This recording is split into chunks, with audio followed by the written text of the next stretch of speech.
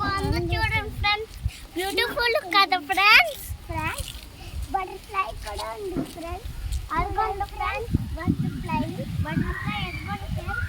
అదిగోండి ఈ పొలం చూడండి ఎంత బాగుందో.